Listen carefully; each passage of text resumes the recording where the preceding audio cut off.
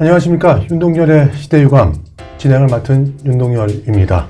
지금 한국은 두 개의 전쟁을 동시에 치르고 있습니다. 하나는 의대 정원을 확대를 둘러싼 의료 체계에 대한 전쟁이고요. 다른 하나는 AI, 반도체, 배터리 같은 전략 산업의 글로벌 인재 전쟁입니다. 문제는 이 두 전쟁이 서로 분리되어 있지 않다는 점입니다. 이 공개 특히 AI, 반도체에 관련된 첨단 산업의 인력풀이 줄어들 수밖에 없는 것이고요. 그 부담은 국가 경쟁력과 청년의 선택에 넘겨지는 것입니다. 시대 한마디를 던지고 이 프로그램을 진행하도록 하겠습니다. 한 나라의 미래는 무엇을 더 늘릴 것인가가 아니라 무엇을 함께 키울 것인가가 중요하다는 것입니다. 우리는 의대를 늘리면서 동시에 AI 초격체를 어떻게 극복할 것인지 생각해 보도록 하겠습니다.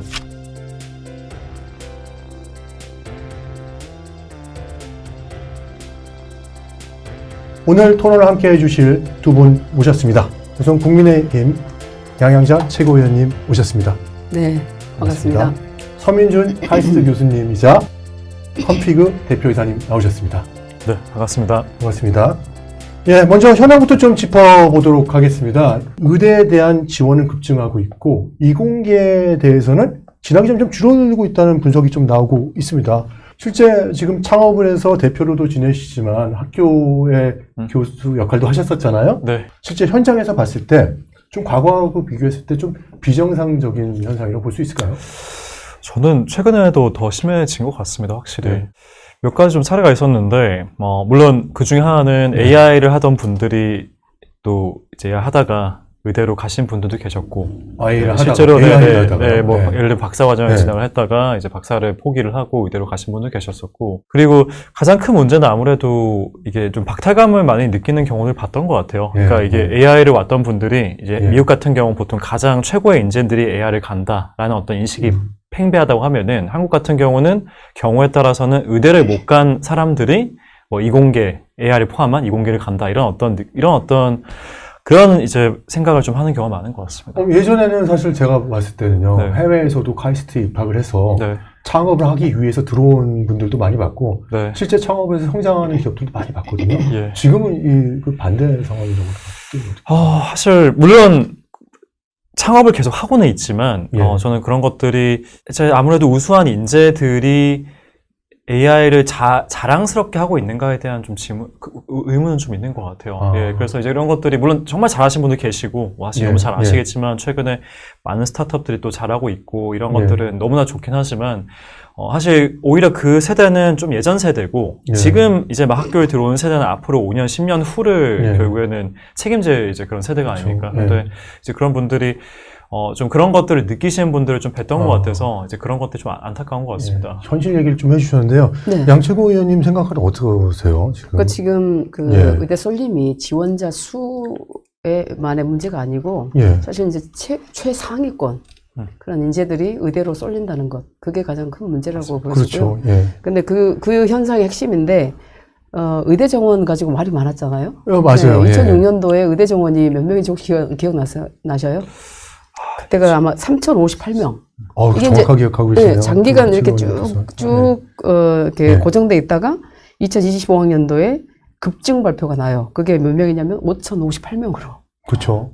근데 이게 다시 이제 논란이 되니까 2026년에 다시 3,058명으로 다시 돌아갔죠. 백을 합니다.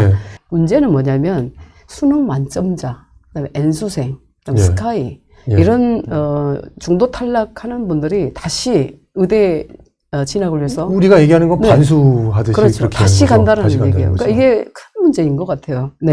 아니 작년 데이터를 보니까요. 인문사회 계열에서도 심지어 상위권 중에 11%가 의대로 진학했다는 데이터도 나오더라고요. 그래서 최근에 이제 공대에 미친 중국, 의대에 미친 한국 이 구조 바꾸지 않으면 우리 AI 뭐 세계 3강 묘연하다 이런 말씀 많이 하고 있죠. 최근 들어서 이제 이공계나 컴퓨터, 전기, 반도체 관련된 부분에 대한 특히 수학 같은 경우는 기초학문이잖아요. 이에 대한 지원자들이 굉장히 많이 줄어들고 있다고 얘기를 하는데요. 서 교수님 생각에 의대 쏠림 현상이 이와 같은 AI나 배터리, 로봇, 전략 사업의 인력 수급에 좀 영향을 미칠 거라고 보십니까? 네, 크죠. 사실 AI라고 하는 학문이 예. 많은 분들이 좀 오해하시는 거는 AI가 우리가 뭔가 코딩을 하고 또는 좀 더 우리 일상생활에 맞닿아 있다 보니까 이게 어떤 애플리케이션 레이어로만 좀 보시는 경우가 있어요. 근데 실제로는 그렇지가 않고 정말 내려가 보면은 수학과 정말 그 물리학까지 내려갈 수도 있는 어떤 그런 펀더멘털한 학문이 상당히 많이 요소가 포함이 되어 있거든요. 그래서 AI를 정말 우리나라가 잘하기 위해서는 사실은 기초과학도 정말 중요합니다. 근데 이 기초과학이라고 하는 것이 상당히 좀 그 어려운 게, 사실 모든 나라가 어려워하긴 하죠. 기초과학으로 사실 이제 일반적인 방법으로는 큰 돈을 벌 수가 없어요. 이제 물론 교수를 하고 학문을 할 수 있겠지만 그 자체가 돈이 된다기보다는 그 기초과학을 하는 분들의 결과물을 통해서 그런 게 쌓여야 애플리케이션이 생기고 거기서 어떠한 그런 경제적인 어떤 가치가 나오는 건데, 어떻게 보면은 많은 사람들이 그게 아마도 뭐 경우에 따라서는 돈을 쫓는 어떤 현상 때문일 수도 있겠지만 기초과학을 하려고 하질 않는 거죠. 그러다 보니까 AI가 더 어려워하는 부분들이 있습니다. 이게 특히 국제적으로 경쟁을 할 때는 더 어려운 점들이 있는 것 같습니다. 혹시 우리 사례를 봤을 때도 이제 국내 사례도 있겠지만 해외 같은 경우도 이런 의대 쏠림 현상이라든지 이런 데가 벌어지는 나라가 있나요? 일단은 뭐 제가 알고 있는 선진국 중에서 많이는 없는 것 같아요. 물론 미국도 의대가 정말 좋은 어떤 그런 커리어이긴 합니다. 그러니까 의대가 절대로 뭐 이렇게 안 좋은 커리어 이런 것도 아니고, 미국 같은 경우도 의대를 간다는 건 상당히 자랑스러운 커리어는 맞지만 우리나라처럼 상위 뭐 10명, 100명이 전부 다 의대를 간다는 것은 좀 상상하기 힘든 그런 곳인 것 같아요. 송 교수님 말씀대로는 사실 이런 현상들이 당연히 공대라든지 이런 기피해야 되는 현상들과 연결될 수밖에 없다. 그렇게 볼 수밖에 없겠네요, 저희 좀. 그렇죠. 네네. 사실, 뭐, 일단 확실한 거는 이게 물론 의대가 모든 사람들이 의대를 가고 싶어 해서 공대를 기피한다라고 인과관계를 얘기할 수는 없지만, 확실한 거는 정말 최고의 우수한 인재들이 공대를 가고 싶어도 주변에서도 왜 가냐, 의대를 왜 안 가냐, 너 같은 정말 우수한 뭐 정말 1등, 2등 하던 친구인데 의대를 안 가면은 약간 바보 취급을 하니까 저는 그런 분위기도 좀 주변 분위기에 또 흘러가는 것들도 있고 항상 그런 분위기죠. 양채구 의원님은 진짜 많은 곳을 또 둘러보셨고 이 부분에 대해서는 많은 정책을 또 내놓으셨잖아요.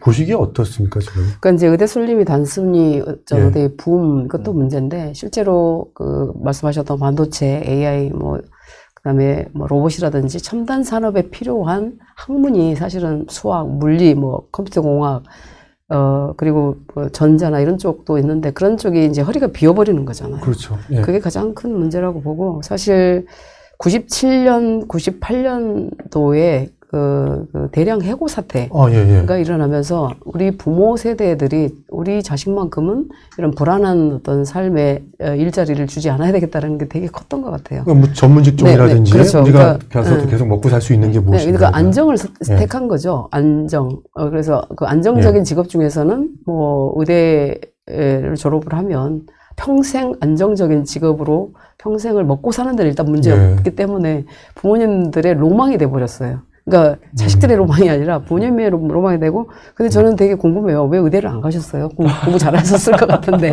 도리어 여기서 질문이 있는데 뭐 저도 궁금하긴 하네요. 왜 답변을 주셨어요? 저 당시에 의대는 저랑 맞지 않다 생각했고요.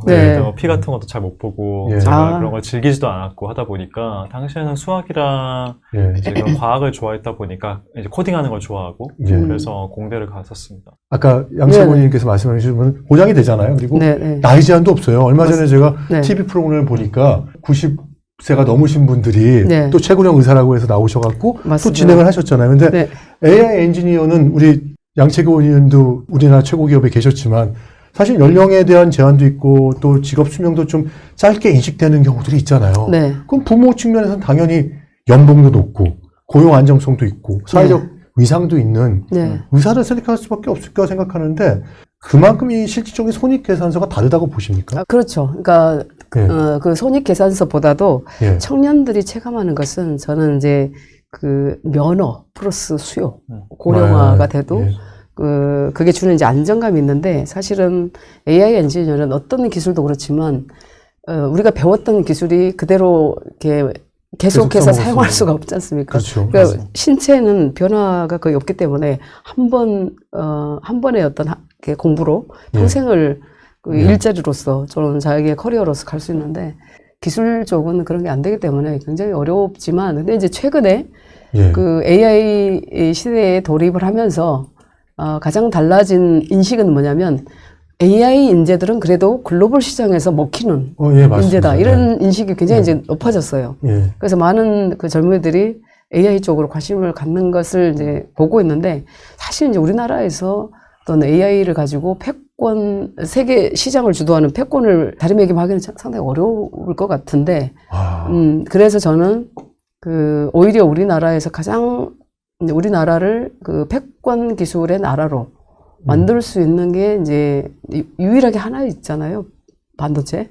예. 근데 이제 그 반도체에서 확장되는, 나노 기술에서 확장되는 어떤 산업군들, 그러니까 뭐 AI도 있을 수 있을 거고, 아까 로봇, 에너지, 뭐 바이오, 2차 전지, 뭐 디스플레이, 뭐 이런 쪽에 우리나라의 어떤 그 패권 기술로서의 산업으로 딱 자리매김할 수 있다면, 그거야말로 국가도 어떤 그 위험하지 않는 국가가 되고, 우리 젊은 청년들에게도 그 존엄한 일자리를 줄 수 있는 산업군이기 때문에, 저는 다시 한번 이 시점에서 우리가 이 시대 유감에서 이 의제를 논하는 것도 사실은 우리 대한민국을 지키는 기술이 과연 뭔가, 이것을 다시 한번 돌아보기 위한 시간이라고 생각을 합니다. 네. 지금 말씀하신 것처럼 사실 반도체 주가도 너무 많이 올랐어요. 오늘도 보니까. 오늘도 사세요. 예. 이런 말씀 하시더라고요. 네. 제가 계속 사라고 하는데 안 사더라고요. 계속 올라가고 있고 지금 타이밍 되면 이미 벌써 다 떴다고 생각하기 때문에 그런 부분들이 있습니다. 아니요. 이렇게 좀 그 용기가 없어서 못 사는 거예요. 잃어버릴까 봐. 인재 전장소에서 한국이 굉장히 위상이 반도체는 높잖아요. 그렇죠. 네. 근데 미국이나 중국, 유럽 같은 경우도 실제 AI나 반도체 인력들을 본인들이 끌어가기 위해서 학비도 그렇고 비자 문제도 그렇고 외국인들도 연구에 대한 지원, 주거 지원책까지 다 내놓고 있어요.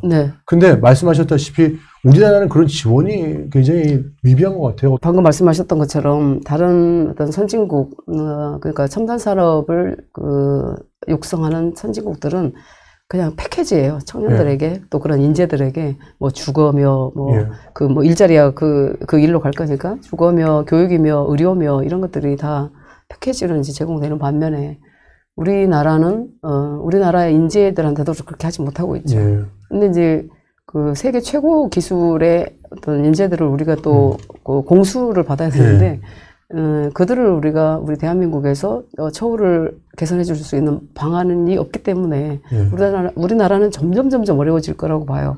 그리고 지금 그 미국의 제네시스 미션 지난 11월 달 24일인가 발표를 했잖아요. 근데 그저께 중국에서 제네시스 미션 한 달 만에 그들이 하고자 하는 것을 중국이 다 발표를 해버렸단 말이죠. 맞아요. 이런 상황에서 보면 과연 어떤 힘이 중국으로 하여금 저렇게 미국을 압도하는 그런 AI 기술을 이렇게 발표할 수 있는가를 들여다보면 결국은 공대에 미친 나라의 정책인 것 같아요. 그리고 청년들에게 지원되는 그런 어떤 패키지로 묶인 지원들이 중국은 우리하고 되게 다르다. 이런 말씀을 드립니다. 그럼 현장에서 지금 우리 대표님 생각하시기에는 그럼 어떠세요? 우리나라 인재에 대한 뭐 지원이라든지 뭐 여러 가지 제도와 해외를 봤을 때 어떻다고 생각하십니까? 일단 저는 하나 확실한 거는 정말 우리나라 사람들이 똑똑하다고 생각을 합니다. 실제로 상당히 준비가 많이 돼 있고, 그리고 전 세계랑 비교를 해도 어떤 그런 기반이라던가, 그러니까 어떻게 보면 그런 가장 중요한 거는 사실 어떻게 보면 이제 그런 새로운 지식을 습득할 수 있는 능력이라든지 열심히 일하는 이런 게 가장 중요하다 볼 수가 있잖아요. 저는 이런 부분들은 정말 세계적으로도 어디에 내놔도 사실 전혀 부족하지 않다고 생각을 하는데, 이제 앞서 말씀드린 것처럼 몇 가지 이슈가 있는 것 같아요. 일단은 산업적으로는 당연히 우리나라의 어떤 그 경제 규모는 뭐 미국이랑 중국이랑 비교했을 때 작죠. 훨씬 작고, 그 내수 시장만을 목표로 했었을 때는 한계가 있습니다. 근데 그 시장이 작게 되면은 그 뜻은 인재를 대우해줄 수 있는 어떤 그 업사이드도 한계가 있다는 뜻인 거죠. 그 마켓이 몇 천억밖에 되질 않는데 사실은 한 명 한 명한테 월급을 많이 줄 수는 없는 거거든요. 그렇죠. 그러니까 마켓 사이즈가 훨씬 큰 데에서 이제 경쟁을 하고 있어야 월급이 올라갈 수 있는 어떤 그런 룸도 있는 거고. 그래서 일단 첫 번째로는 결국은 뭐 삼성과 이제 하이닉스와 같은 데를 포함을 해서 어떤 글로벌 시장에서 경쟁력이 있는 회사가 되는 게 일단 중요하다고 생각을 해요. 이게 결국에는 인재를 또 유치하는데 많은 돈을 쓸 수 있는 근거가 되기도 하고, 반대 내수 시장을만을 위해서 이제 그런 어떤 돌아가는 회사 같은 경우는 어쩔 수 없는 것 같습니다. 그게 네. 미국 같은 경우는 글로벌을 상대로 그렇죠. 이제 장사를 하고 있고 훨씬 마켓이 크기 때문에 거기서는 훨씬 높은 금액의 연봉을 부를 수가 있고요. 우리나라 회사들이 왜 그렇게 부를 수가 없냐라고 얘기를 하지만 실제로 그건 현실적으로 불가능한 거죠. 마켓 사이즈 자체가 다르다 보니까. 그래서 결국엔 어쩔 수 없이 인재를 유치하려면은 약간 역설적으로도 경쟁 자체를 글로벌리 해야 된다. 그래서 그런 산업에 우리가 몰아줘야 한다라는 말씀이기도 한 것 같고요. 그래서 그런 면에서 말씀하신 것처럼 우리나라 이미 글로벌리 잘하고 있는 반도체와 같은 사실상 지금 반도체는 우리나라가 독점을 하고 있다 해도 그렇죠. 거의 과언이 특히 메모리 쪽은 과언이 아니거든요. 마이크론 같은 경우는 물론 이제 따라하고 있긴 하지만 결국엔 삼성과 하이닉스, HBM이 지금 모든 메모리 쪽을 특히 GPU 쪽 메모리를 장악하고 있고 물론 부족한 부분도 아직 있죠. 뭐 특히 TSMC와 같은 파운드리 같은 경우는 저희보다 아직은 앞서 있는 어떤 그런 부분들이 많고 그렇지만 뭐 더 넓게 본다면은 미국이랑 봤었을 때 이제 이런 경쟁력이 확실하게 교수님이 지금 운영하고 계시는 회사도 AI 관련된 예, 맞습니다. 저희 회사는 로봇 회사입니다. 아, 로봇 회사요? 네. 최근에도 이제 실제 보니까 AI고 로봇의 접목에 대한 얘기를 뭐 젠슨왕부터 시작해서 많이 얘기했던 것 같아요. 네, 네. 또 그런 역할을 하다 보면 역량 있는 연구원들이 필요할 거 아니에요. 네, 네, 맞습니다. 그럼 어떻게 이런 그래서 사실 말씀드렸던 것처럼 제가 정말 깜짝 놀랐던 부분들은 우리나라 학교들에 저희가 가서 학생분들과 말씀 나누고 또 얘기를 해보면은 사실 저희의 창업자들은 뭐 저도 예전에 박사를 미국에서 했지만 또 미국에서 와서 같이 창업한 분들도 있고 하니까 어떤 미국의 베이 쪽의 어떤 그런 인재 수준을 알잖아요. 그럼 보면 우리나라의 학생분들이 정말 높습니다. 수준이 정말 높고 제 생각에는 오히려 좀 아쉬웠던 거는 높은 수준에 비해서 자신감이 조금 결여돼 있다는 좀 느낌을 더 많이 받았어요. 저도 미국에서 공부했고 공부도 했지만 저도 그런 아무 말이나 미국 학생들이 좀 했던 것 같아요. 우리 최고위원님은 어떻게 생각하세요? 지금 교수님, 우리 대표님 말씀하신 거.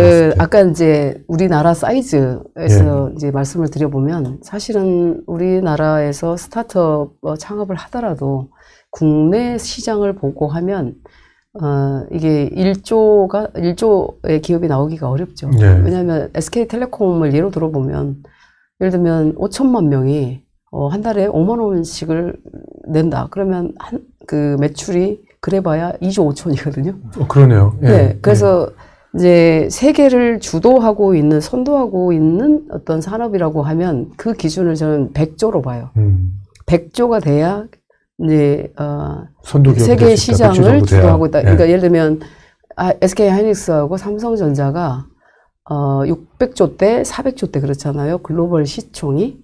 그러면 그 이야기는 결국은 세계 시장을 주도하고 선도하고 있다는 얘기거든요. 근데 과연 우리나라의 스타트업 기업들이 그 세계 시장을 주도하고 선도할 수 있을 것이냐. 그 시장에서 어떤 매출이 증가하고 거기서 어떤 이익 구조가 이제 나와야 처우도 그만큼 가능할 것이고. 그런데 보시면 우리나라의 100조 기업이 딱 2개입니다. 그것도 반도체밖에 없어요.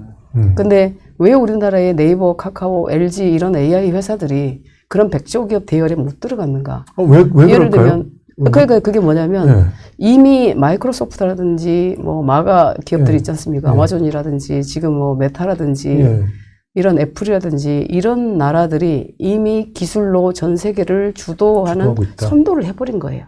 그럼 뒤늦게 들어갈 수 있는 공간도 없을 뿐더러 문제는 우리나라의 어떤 정책이라든지 이런 부분들이 그렇게 AI 산업에서 해외 시장을 주도할 수 있는 정책들의 어떤 뒷받침이 턱없이 부족하다는 거 아시죠?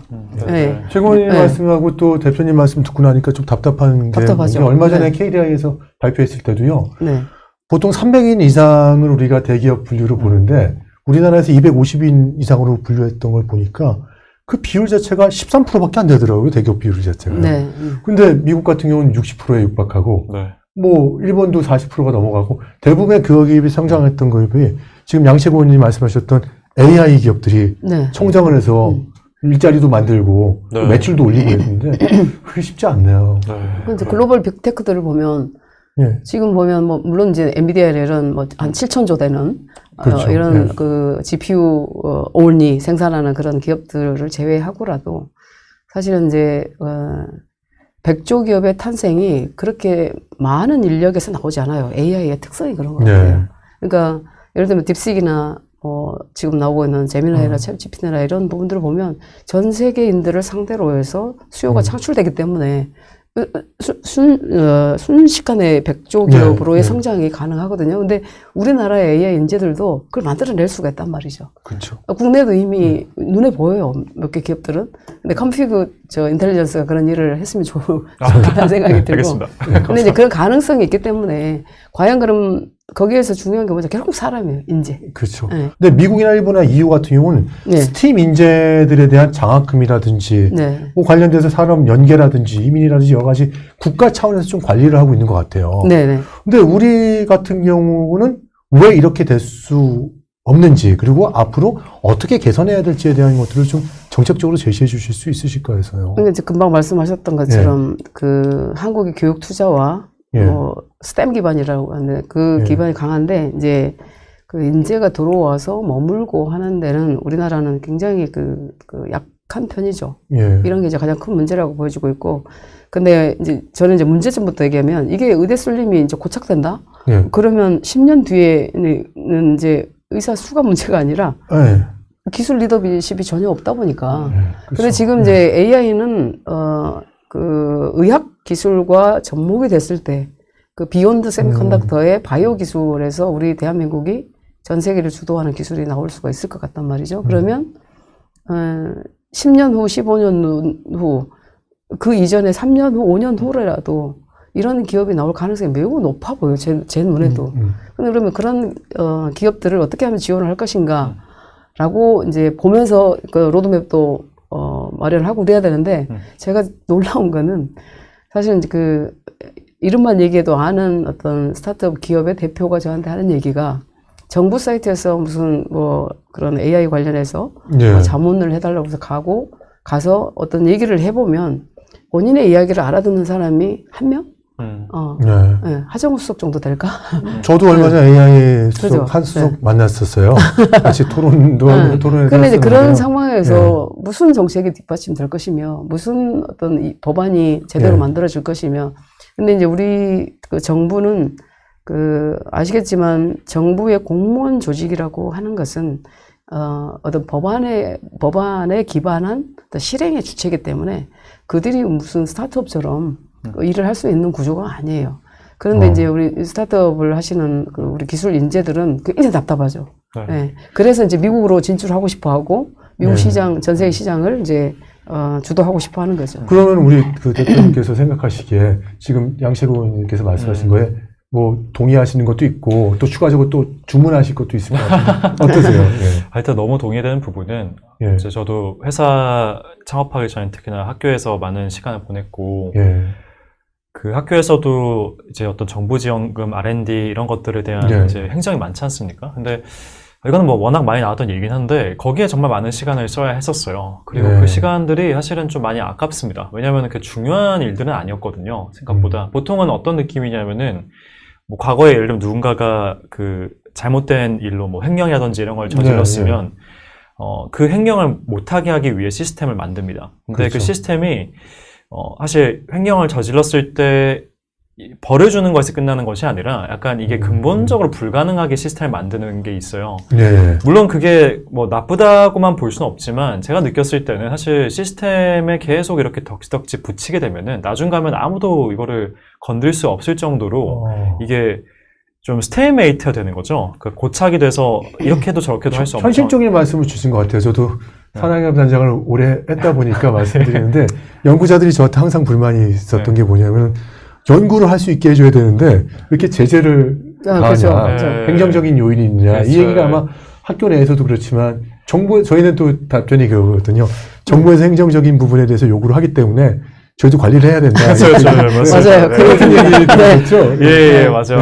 일단 뭐 그런 부분들도 또 있고 또 더 나아가서는 말씀하신 것처럼 뭐 저는 사실 이런 부분들도 어떻게 보면은 그 공무원 그 시스템에서의 어떤 인재 채용관에 좀 관련이 있을 거라 생각은 듭니다. 제가 잘은 모르지만 아마도 조금 더 우리나라가 예전에는 우리나라가 이런 인재 채용의 어떤 방식 자체가 좀 더 제너럴리스트, 그러니까 그렇죠. 모든 걸 다 할 수 있고 소통 같은 걸 잘하고 이런 분들을 특히 행시 같은 형태로 뽑았다고 한다면은 그렇죠. 옛날에는 대기업도 그랬잖아요. 그렇습니다. 삼성이 있었지만 삼성이나 현대차나 뭐 그런 네. 그룹들이 공채 제도가 맞아요. 유지가 됐었죠. 사실 그런 방법이 그때는 좋았을 수 있을 것 같아요. 근데 시대가 바뀌면서 지금은 좀 더 스페셜리스트들도 이제 공무원 사회에 필요한데 이게 행시 같은 경우는 그런 것들을 사실 다루기 어렵고 아무리 거기에 시험을 넣는다고 하더라도 사실 이런 게 전문성이라는 게 시험으로 알 수가 없지 않습니까? 보통 경험에서 오는 거고 경력직을 이제 데려와야 되는 건데 좀 뭐 그런 부분도 약간 있다고 생각은 듭니다. 약간의 R&D에 대해서는 좀 재량권도 있어야 되고 연구에 몰입할 수 있도록 좀 지원해달라는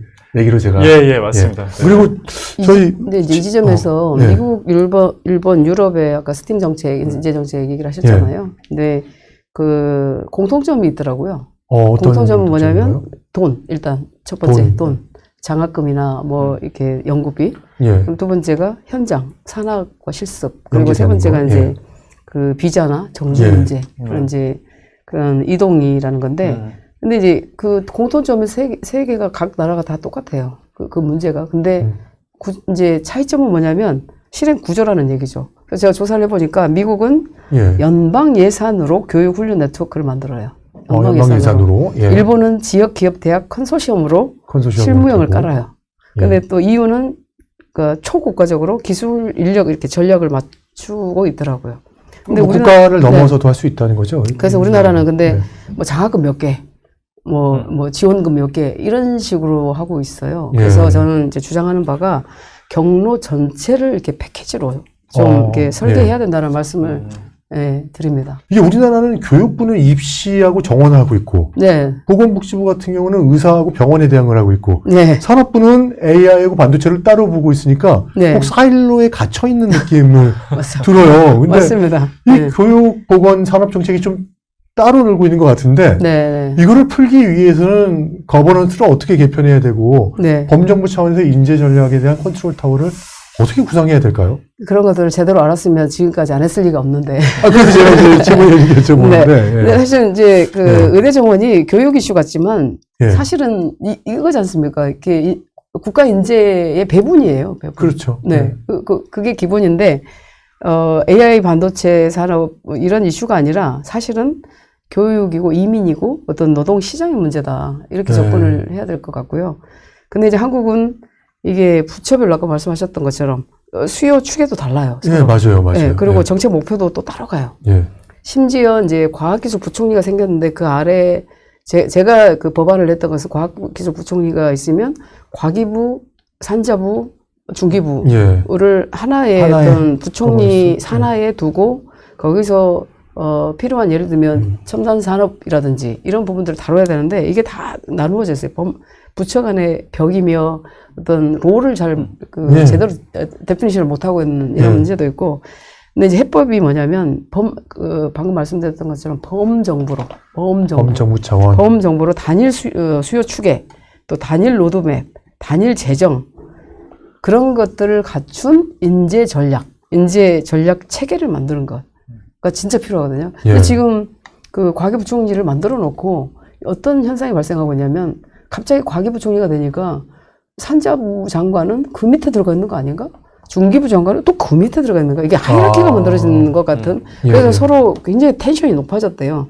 일도 잘 안 되고. 도리어. 그래서 제가 그 법안에 담았던 과학기술부총리의 이게 근본을 제대로 알고 이 부처도 그런 일의 배분이라든지 이런 것들을 해야 될 것 같습니다. 외형이나 뭐 저도 이제 전공이 조직가 전략인데 외형만 갖춰주는 것이 중요한 게 아니라 실질적으로 통합될 수 있는 그런 방안들이 마련돼야 된다는 얘기는. 근데 이걸 알려면 사실 정부에서도 이런 어떤 미래산업, 첨단 산업에 대한 이해도가 있어야. 아까 말씀하셨던 그러니까요. 대표님 말씀하고 저희가 종합해 보니까 AI 인재 양성 같은 경우는 대학 정원만 내리면 안 되는 것 같아요. 그건 맞습니다. 카이스트는 훌륭한 학생들만 들어오잖아요. 근데 우리 지금 다른 교수님들의 고민 중에 하나가 애들이 이공계 학교에 들어왔을 때도 기초 수학 코딩이나 데이터에 대한 것들 영향을 안 갖추고 있다 보니까 1학년 때 다시 교육을 시키고 있어요, 지금요. 맞습니다. 많은 대학들이. 우수하다고 하는 대학들이. 이게 좀 많이 나오는데 사실 초중고등학교, 대학원에 이어지는 AI 인재 파이프라인이 좀 구축돼야 된다는 얘기들이 많이 나오거든요. 네네. 이거에 대해서 어떻게 생각하세요? 저는 네. 전적으로 동의를 하고요. 사실 예.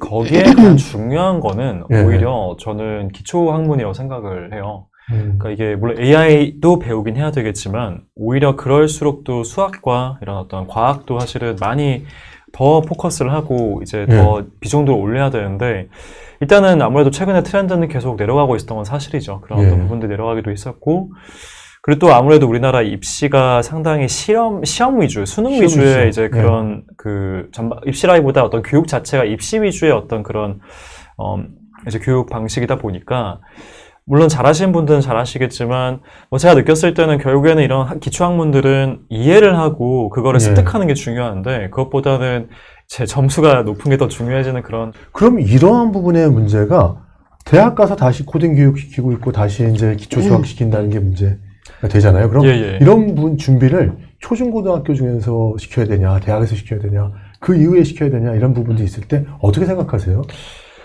저는 일단 베이스가 그래도 중고등학교 때 확실하게 잡히고 오는 게 중요한 것 같아요. 네, 수학과 물리 그리고 기초 이제 과학 수학이 확실하게 잡히고 사실 대학교로 올 필요가 있고 그리고 코딩 같은 근데 요즘 학생들 되게 하기 싫어하잖아요. 맞습니다. 네. 저도 얘기 드리는 중인데 저도 문과를 선택한 이유가 수포자까지는 아니었지만 그래도 이게 수투투를 하기 쉽지 않아서 그런 것도 있었는데. 물론 이제 수투 이제 범위를 정확하게 알지 못하기 때문에 뭐 수투의 범위가 어디까지 해야 한다까지 의견을 좀 드리기는 어렵지만 일단은 아무래도 이거는 결국 입시 위주의 그런 어떤 교육에서 번할 필요가 있는 것 같아요. 우리 양채곤 의원님 좀 제가 사실은 그 양향자 반도체 아카데미 그 멘토링을 해요. 아카데미로 만들어서 가장 많이 묻는 그 질문이 특히 중학교 1, 2, 3학년 부모들이 묻는 게 뭐냐면 뭘 공부를 시켜야 되냐. 반도체가 중요하다고 하는데 우리 애는 의대 갈 실력은 못 되고 반도체로 보내고 싶은데 무엇을 공부해야 되냐. AI가 중요하다고 하는데 뭘 공부를 시켜야 되냐. 그러면 제가 분명하게 얘기하는 게 있어요. 수학을 포기하면 안 된다. 기본이 수학이잖아요. 근데 어릴 때부터 우리 애는 수학을 안 좋아하고 수학을 못해. 절대로 그렇지 않으니 끝까지 그 수학에 대한 애정을 갖게 만드는 게 가장 중요하다라는 그 기본이기 때문에. 근데 사실은 가장 큰 단절이 뭐냐면, 공감하실 거예요. 기초 수학. 그 다음에 코딩. 그 다음에 데이터. 이게 입시와 진로에서 제대로 보상되지 않아요. 그런가요?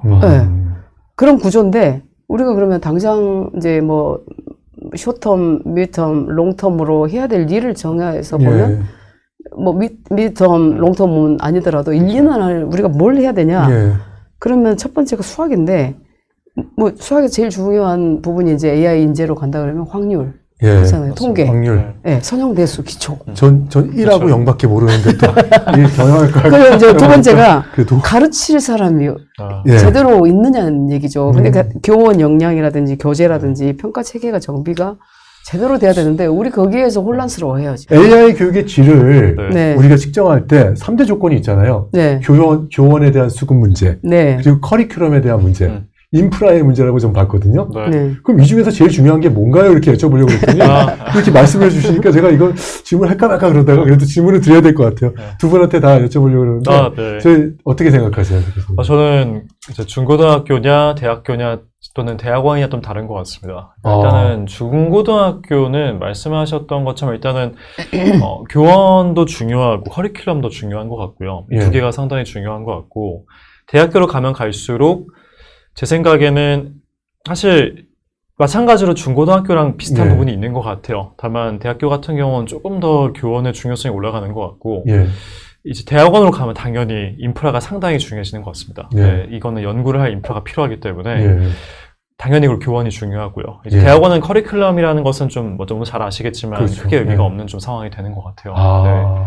방금 이제 뭐 교원, 커리큘럼, 인프라 그 말씀 되게 저도 이렇게 동의를 하는 바이고 결국은 대학 고교가 쓸 수 있는 어떤 국가 단위의 어떤 컴퓨팅, CPU 뭐 이런 것들이 뒷받침이 접근성을 이제 현실화 시켜주는 게 되게 중요하고 교육 과정에서 우리가 그 AI 뭐 데이터 리터러시 얘기 많이 하잖아요.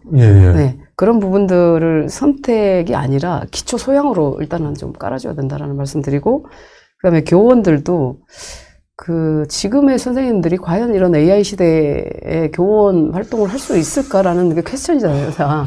그럼 뭘 해야 돼요? 근데, 재교육을 하든지, 그쵸. 아니면 교원 그 수급에 있어서 그런 평가라든지 이런 게 다 달라져야 되거든요. 예. 근데 그걸 어떻게 국가가 마련해야 되는지 이 고민이 되게 크고, 근데 이제 그 산업 전문가들이 할 수 있는 일이 있어요. 현장 코치라든지 예. 이런 부분들을 공동 수업 트랙으로 이렇게 만드는 것도 방법이다라는 말씀드리고, 근데 이제 가장 중요한 게 우리가 평가, 입시 이 부분에서는 그 이제 프로젝트나 어떤 탐구나 이런 실적들이 스펙으로 들어가는 게 아니라 아예 그러니까 정규 평가로 들어가게끔 어떤 설계하는 수업상에서 설계가 그렇죠. 되는 거죠. 그렇죠. 그러니까. 그런 것들을 그러니까 우리 대한민국이 항상 그 교육에 엄청난 투자를 하고 엄청난 에너지를 국가 에너지를 쏟아 넣는데도 불구하고 이게 이제 그 매년 교육 평가를 보면 아주 그 참혹하죠. 이번에도 사실 그랬었죠. 근데 네. 좀 걱정스러운 게 만약에 네. 이제 이런 게 커리큘럼에 들어가면 네. 또 그런 걸 가르쳐주는 또 학원이 더 생기고 입시학원이 또 생길까봐 좀 걱정스러운 것도 좀 있어요. 근데 중국을 벤치마킹 할 필요가 있을 것 같아요. 네. 중국은 이제 저는 이제 수월성 교육을 장려하는 사람이에요. 왜냐하면 과거에 그 이건희 회장 말씀이 한 명이 10,000명을 먹여 살리는 시대라고 그랬는데 지금은 저는 한 명이 10,000명을 먹여 살리는 시대가 그럴 됐다. 수도 있죠. 예, 그렇잖아요.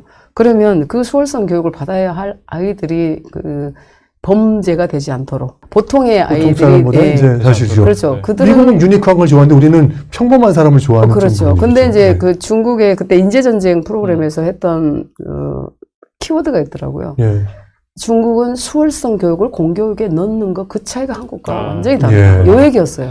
예. 근데 중국의 부모들은 그 수월성 교육에 있어서 천재들을 천재로 인정을 한다는 얘기예요. 예. 근데 예. 우리는 그 유아감 조성한다든지 뭐 예. 우리 아이가 뭐 불공정한 대우를 받는 그렇죠. 예. 라든지 뭐 이런 것으로 대부분의 그 수월성 교육을 그냥 무시하는 그리고 못하게 하는 그런 사회적 인식과 부모들의 생각인 거 생각도 문제라고 봐요. 이게 또 교육에 대한 얘기를 또 해주시니까 답답함이 또 이렇게 마음에 몰려오는데요. 네.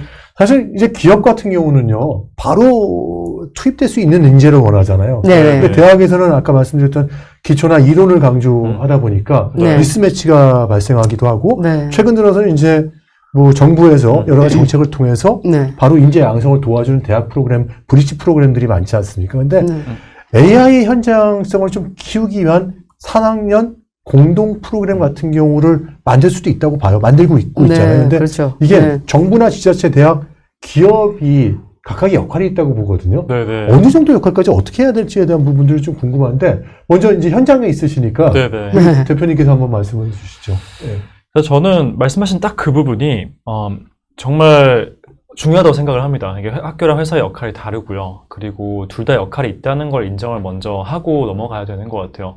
특히 AI 같은 경우는 AI라고 하는 것은 애플리케이션이기도 네. 하지만 또 길게 봤을 땐 학문이고 또 기초과학에 가까운 부분도 많거든요. 그렇다 보니까 회사에서는 기초과학을 하기 쉽지가 않습니다. 사실. 그렇죠. 네, 아무래도 당장 뭐 내년, 내후년에 제품이 나와야 되는데 지금 기초과학을 하고 있으면 물론 그걸 할 수 있겠지만 제가 느꼈던 거는 가장 어려운 점은 분위기 자체가 기초과학을 우선할 수 없는 분위기로 만드는 것 같아요, 회사는. 예. 어쩔 수 없이. 그리고 그게 당연하기도 한 게 회사는 이제 제품을 만들고 제품을 팔고 물론 그 기술이 포함되어 있는 제품이고 그 기술을 개발하긴 하겠지만 예. 훨씬 더 짧은 윈도우에서 어떤 그렇죠, 마일스톤을 그렇죠. 세우고 움직이죠. 이렇게 하는 것이 회사는 맞고 반대로 학교 같은 경우는 조금 더 전 기초과학과 더 본질적인 어떤 그런 지식, 어떤 인류의 지식을 더 탐구하고 넓혀가는 데 가야 한다고 생각을 하는 것 같아요. 그런 분위기는 학교는 만들 수가 있거든요. 학교 같은 경우는 새로운 지식을 창출하거나 어떤 새로운 발견을 하는 걸 최고의 가치로 인정하는 문화를 또 그런 분위기를 만들 수 있기 때문에 교육의 분위기에 넣는 문제고 문화의 문제로 생각을 하는 것 같습니다. 아무리 회사에서 우리는 이제 과학을 우리가 우선하고 과학적인 어떤 그런 실험들이나 이런 걸 좋아해라고 하더라도 실제로 내부적으로 리더십에서 거기에 관심을 안 가지고 있거나 뭔가 이 회사에서 인정해준 분위기가 아니면 사람들은 당연히 다 어떻게 보면 그 애플리케이션 쪽으로 생각할 수밖에 없고요. 반대로 이제 학교 같은 경우는 또 반대가 되겠죠. 그래서 저는 가장 중요하게 보는 것은 이제 그 역할이 이제 차이가 있기 때문에 그거를 잘 구분을 하고 또 서로 협력할 수 있는 어떻게 보면 이게 진짜 참 조화를 이룰까가 제일 커다란 문제이기도 하고 과제네요, 이게 나중에. 예, 저는 그렇게 생각합니다. 그리고 그게 중요한 것 같습니다. 네, 그게 정말 중요하다고 저는 많이 느끼는 게 저희 회사도 하고 있는 일들은 보면 기술 개발도 있지만 사실 기술 개발을 하기 위해서 지식을 얻어야 할 때가 있어요. 그렇죠. 왜냐하면 이 기술 개발할 때 어떤 방향으로 가야 되는가에 대한 어떤 인사이트가 필요하고 그 인사이트는 사실은 그 기술을 본격적으로 개발하기 전에 여러 실험을 통해서 얻을 수밖에 없거든요. 근데 그런 것들을 할 여유가 없을 때는 결국에는 그게 아카데미아의 역할이라고 생각을 합니다. 그런 인사이트를 그래도 비교적 우리 대표님이 교수직도 하셨기 때문에 연계가 좀 쉬운 편 아니세요? 그렇긴 합니다만 그럼에도 불구하고 또 어떻게 보면 조금 더 100% 아카데미아 일을 하고 계신 분들과 말씀을 좀 나누려고 하고 그러면서 더 인사이트를 좀 얻으려고 하는 것 같습니다. 근데 말씀하신 것처럼 제가 좀 그래도 편한 거는 그런 분들과 말씀 나눌 때 더 이해를 하고 있기 때문에 어떻게 보면 더 이렇게 좀 쉽게 네, 좀 이야기가 흘러가는 것 같습니다. 네. 아까 이제 기업하고 학교 중심으로 말씀하셨는데 우리 양채곤 의원님 생각은 어떠세요? 이게 요즘 정부 지원이 없으면 사실상 뭔가를 할 수 없다는 얘기들도 많이 나오고 있거든요, 지금. 근데 이제 사실은 그 영역마다 좀 다른 것 같은데 예를 들면 슈퍼 인텔리전스 영역은 그 정부의 도움이 전혀 필요가 없다고 얘기를 해요. 근데 이제 그건 논외로 두고 아까 말씀하셨던 것처럼 기업은 바로 투입. 그다음에 대학은 기초. 둘 다 맞죠. 그렇게 해야 되는 게. 근데 이제 여기서 지금 역할을 정부와 지자체 역할을 좀 제가 나눠서 얘기를 해본다 그러면 정부에서는 예를 들면 AI에서 필요한 뭐 공동 GPU라든지 뭐 바우처라든지 이런 부분들을 클라우드 바우처라든지 이런 것들을 지원을 해줘야 되잖아요. 그러니까 그 작은 스타트업들이 그런 어떤 인프라를 가질 수가 없기 때문에 그리고 또 데이터 신탁 보안이라든지 법이라든지 이런 것들의 인프라 그리고 그 참여 기업에 대한 인건비도 좀 지원이 되고 멘토링도 해야 되고 이런 게 정부에서의 역할인 것 같아요.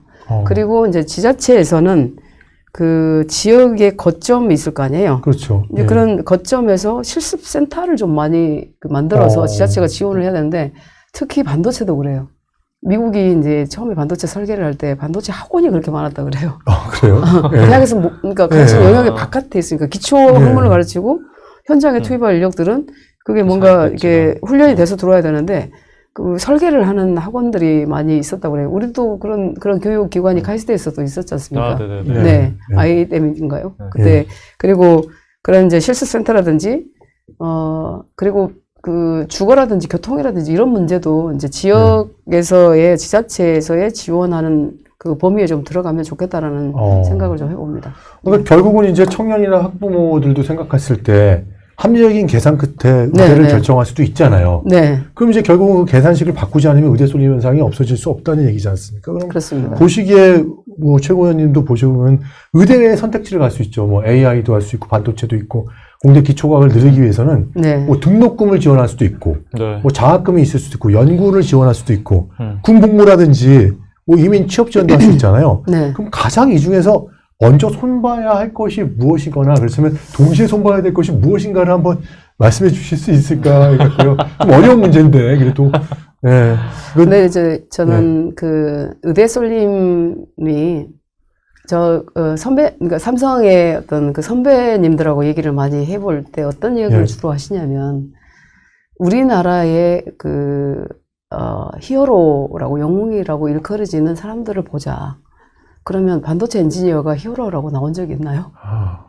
드라마 같은 데서. 그렇죠. 그러니까 어떤 드라마라든지 뭐 미디어에서도 보여지는 모습이 그것뿐만 아니라 사회적 인식 또한 반도체를 뭐 저같이 30년을 했던 사람이 저야 이제 인정을 받고 있는 상황이긴 합니다만 인정 안 해요. 근데 이것도 정치를 하셔서 인정을 받으신 거 아니에요? 그래서 우선은 사회적 인식이 그래도 저 사람들이 대한민국을 지키는 또 대한민국을 그야말로 그 글로벌 밸류 체인에서 밸류를 높이는 그런 영웅들이다라는 인식으로 완전히 바꿔야 될 것 같아요. 그리고 그런 성공한 케이스들을 많이 뭔가 미디어에서도 다뤄주면 좋겠다라는 생각이 들고 왜냐하면 뭔가 내 롤 모델이 있어야 되는데 롤 모델이 없는 거죠. 이런 부분에서. 그러네요. 그리고 이제 의대 쏠림은 저는 의대가 좋아서라기보다 사실 의대만큼 확실한 경로가 다른 쪽이 없다.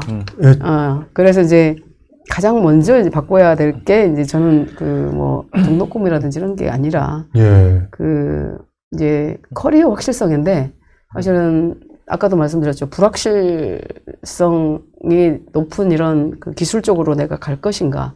그런 그만한 어떤 거기에 내 인생을 투자할 만한 그 메릿이 있어야 되는 거잖아요. 근데 이제 예를 들면 그런 것도 해줄 수 있죠. 병역이라든지 특히 남자 청년들 같은 경우는 그다음에 주거 같은 생애 변수라든지 이런 부분들도 좀 도움이 많이 필요하고 그다음에 이제 중요한 게 의사는 배워가지고 의사를 하든지 안 하든지 자기가 선택할 수 있는데 이거는 스타트업을 했다가 연구 창업 실패에 대한 두려움이 굉장히 큰 거예요. 그렇죠. 실패 해보셨나요? 실패요? 아직 지금 초기단계 아니죠? 네, 뭐 회사에서 실패를 아직은 아니 그래서 금방 말씀드렸던 것처럼 커리어 확실성, 그 다음에 병역 주거 같은 생애 변수, 그다음에 세 번째가 연구 창업 실패의 안전망. 저는 이 세 가지를 좀 지원을 해준다면 어떤 계산식이 좀 달라지죠. 최고 의원님의 말씀을 듣고 나니까 마지막이 제일 중요할 수 있을 것 같아요. 제가 실리콘밸리 가서 느꼈었던 건 그 본인이 실패라는 실패가 아니잖아요. 그 경력으로 남을 수 있는 건데 우린 그런 안전망이 좀 없는 것 같은 생각이 들었고. 100% 너무 동의하는 말씀이고요. 의원님 말씀에 좀 덧붙이자면은 결국은 실제로 이 수험생들 입장에서 이게 과연 비합리적인 선택을 하고 있는 건가를 보면 저는 상당히 가장 합리적인 선택을 하고 있다고 생각은 해요. 그러니까 이게 수험생 탓은 절대 아니다. 지금 현재 상황에서는 제가 그 시대로 돌아갔어도 또는 제 아들이 있어도 저는 의대를 보내려고 할 것 같습니다. 솔직하게. 왜냐하면은 그게 합리적인 선택이고 왜 합리적이 됐냐를 본다면은 말씀하신 것처럼 어떻게 보면 그때 의사가 될 수가 있으면 사실상 인생을 보장을 받을 수가 있다는 거죠.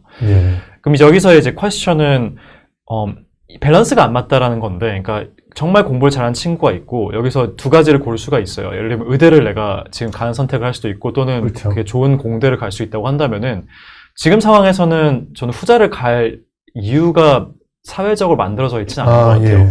이제 그게 왜 그렇게 됐냐는 참 뭐 안타까운 부분이고 여러 가지가 있는 것 같습니다. 예를 들면 분위기도 있고 말씀하신 것처럼 뭐 드라마라던가 미디어에서 항상 노출되는 어떤 가장 최고의 그런 직업이 보통은 이제 의사나 이런 라이센스 직업이기도 하고 그리고 실제로도 어떤 아마 경제적으로도 이점이 많겠죠. 그래서 이제 그런 상황은 좀 안타까운 상황이고 개인이 다 합리적인 선택을 하고 있다. 저는 그렇게 생각을 하기 때문에 뭐 결국에는 그런 상황을 바꾸고 싶다면 어쩔 수 없이 이제 그런 것들이 결국엔 정책의 어떤 중요한 역할이라고 생각을 합니다. 그 밸런스가 안 맞다고 한다면은 저는 물론 그 방법론에 대한 것을 많이 이렇게 의견을 드리기는 어렵지만 그래도 그런 어떤 말씀하셨던 것들을 포함을 해서 이런 밸런스를 맞출 수 있도록 이제 개입을 하여서 어떤 게 더 필요할까요?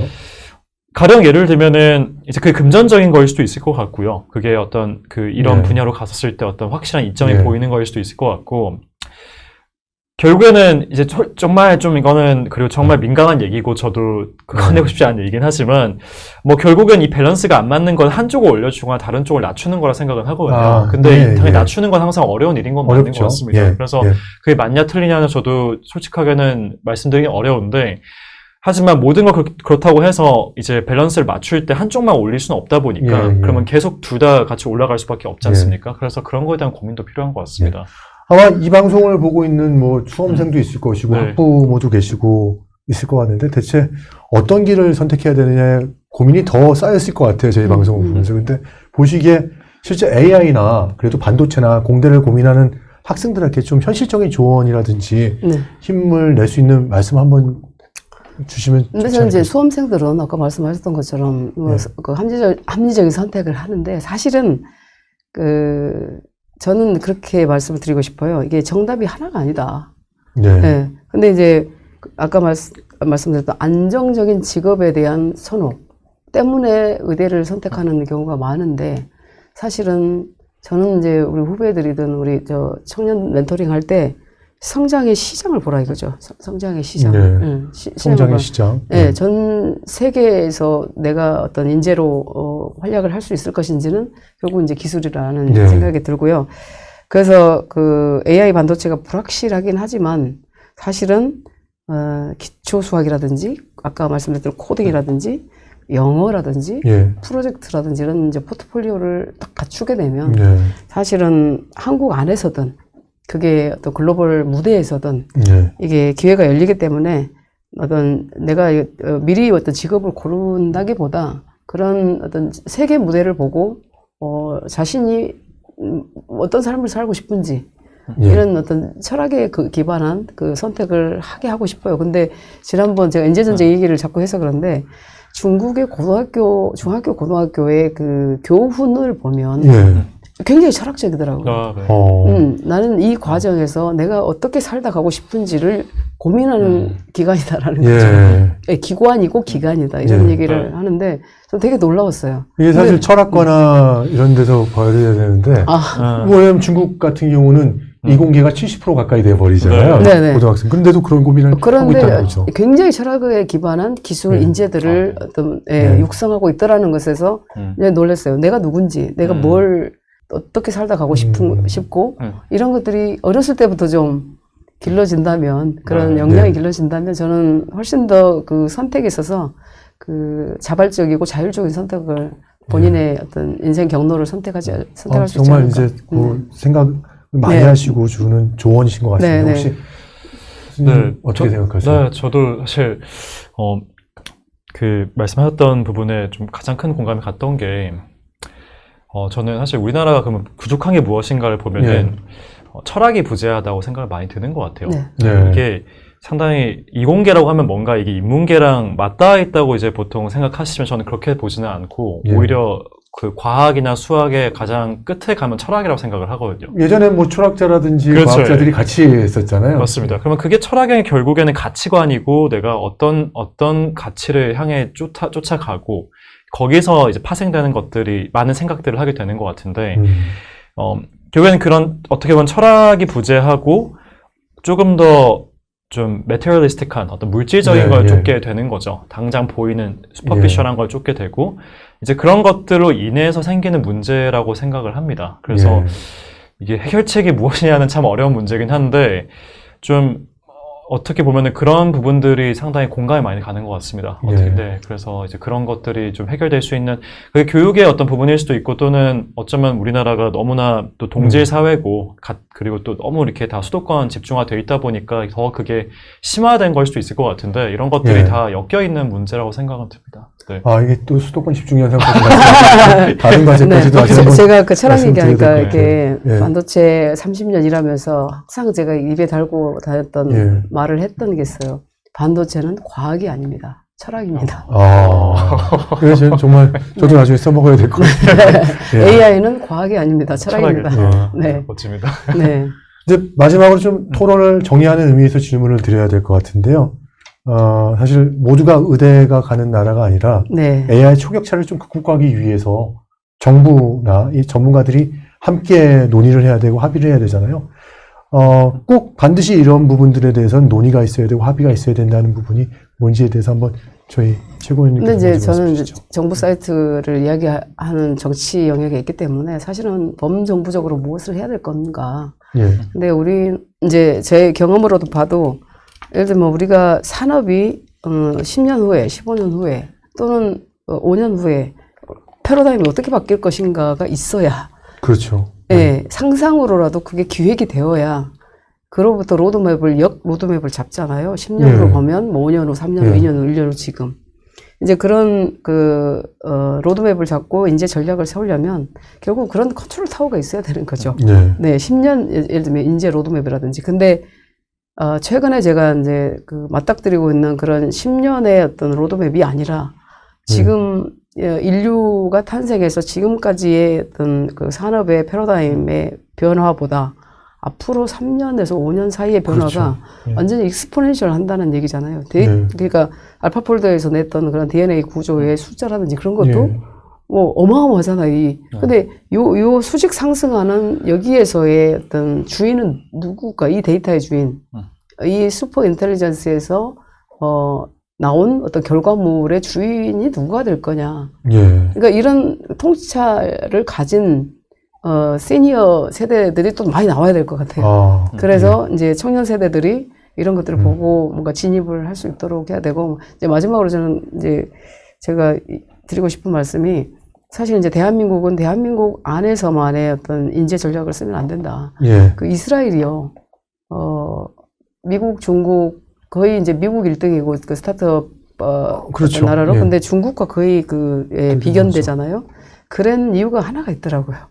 이스라엘이 스타트업 강국이 된 이유가 벌스라이트 이스라엘이라는 정책이 있어요. 예. 예, 그러니까 이 유대인들은 어디에 세계 어느 지역에 살든지 간에 유대인이라는 그 자부심과 그 동질성을 갖고 살잖아요. 그러다 보니까 세계 어디에 있든지 간에 그 부부 중에 한 명이 유대인으로 확인이 되면 그 자녀분들은 무료로 이스라엘을 열흘 동안 여행할 수 있는, 그 국가를 체험할 수 있는 그런 이제 권리가 주어지는데 그게 벌스라이트 이스라엘이더라고요. 근데 이미 한 80만이 다녀갖고 그 중에 이제 러프하게 보면 8만이 그 스타트업을 시작을 했고 거기서의 그 성공한 스타트업 어떤 오너들이 거기에 이제 기금을 내고 거기서 실패를 하더라도 한 5번 정도까지는 지속적으로 실패 안전망을 깔아주는. 그래서 거의 이제 80만에서 8만이 트라이를 하고 거기서 유니콘 기업으로 8,000개씩 나온다는 거 아니에요? 그러다 보니까 그걸 뒷받침하는 그게 전 세계적으로 그 네트워크가 이루어져 있는데, 그래서 제가 2023년 2월에 K 디아스포라 세계 연대에 출범을 시켰어요. 그래서 그런 것들도 또 하셨었어요? 이제 그걸 이제 앞으로도 계속 해야 될 것 같습니다. 전 세계의 인재를 우리의 어떤 청년 인재를 전 세계 9살부터 24살이 200만 정도 되더라고요. 우리나라가 900만 정도 되고 그들을 연결하는 작업부터 해야겠다. 저도 나중에 많이 배워요. 네, 제가 글로벌 인재 전공인데도 불구하고 제가 이게 최고위원님을 못 따라가고 있어서 죄송스럽습니다. 네. 그리고 저희 교수님 실질적으로 어떻게? 네. 그래서 사실 말씀드렸던 내용들일 것 같은데, 그래서 저는 가장 결국 중요한 거는 결국 사회적 인식이 좀 변해야 될 것 같다. 네, 그리고 문화가 변해야 되고 그런 것들이 어떤 미디어를 통해서도 조금씩 변할 수도 있을 것 같고 여러 가지 정책을 통해서 변할 수 있을 것 같지만 이제 그런 인식들이 변해야 그리고 말씀하신 것처럼 여기서 성공한 신화들이 나오고 또 이제 정말 잘한 영웅들이 나와야 또 그걸 또 보고 롤모델로 삼을 이제 그런 학생들 또는 이제 어린 친구들이 생길 것 같습니다. 교수님이 말씀하신 것도 그렇고 또 양채권님이 아까 말씀하신 부분 같은 경우도 실제로 롤모델이라든지 이런 부분을 갖추고 이쪽에 점점점 일을 하고 싶어하는 학생들이 청년들이 늘어야 된다는 얘기. 전 교수님이 롤모델이 돼주시면 돼요. 그러네요. 대표님이 성공을 하셔갖고 또 그런 모형을 또 보여주시면 굉장히 좋겠네요. 열심히 해보겠습니다. 저도 더 투자를 해보겠습니다. 감사합니다. 의대 정원에 대한 그 논쟁은 단순한 숫자 싸움이 아니라고 봅니다. 한국의 인재 배분 구조 전체를 흔드는 문제라고 생각이 듭니다. 청년의 선택이 의사가 될 것이냐, AI나 반도체 관련된 엔지니어가 될 것인가, 그것도 중요하지만 이에 대한 보상이나 위험이나 경력의 안정성 같은 경우도 같이 고려하는 정책이 필요하지 않을까 생각됩니다. 한국이 질문하고 대답해야 될 것이 있을 것 같습니다. 청년에게 희생을 요구할 것인가가 아니라 청년이 첨단 분야를 선택을 하고 삶의 경로가 보장될 수 있도록 만들어준 것이 정부의 역할이 아닐까 생각됩니다. 함께 다 통합적인 거버넌스를 통해서 이런 문제를 해결해 나가는 것이 정말 중요한 이슈가 되지 않을까 생각됩니다. 해영자 최고위원님 너무 시간 내주셔서 감사의 말씀을 재밌었습니다. 그리고 또 서민준 대표님이자 교수님 너무 감사의 말씀을 드립니다. 초청해 주셔서 감사합니다. 혹시 마지막에 한 말씀 드릴 거는? 꼭 성공하십시오. 제가 이렇게 보겠습니다. 응원하겠습니다. 저는 두 분 다 응원을 드리면서요. 오늘 저희 윤동열 시대유감 마치도록 하겠습니다. 감사합니다.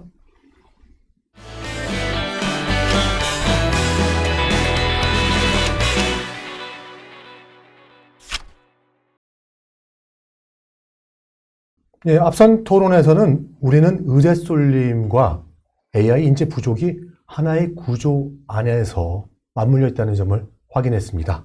이제 이 문제를 보건의료 정책의 시선에서 짚어볼 순서인 것 같습니다.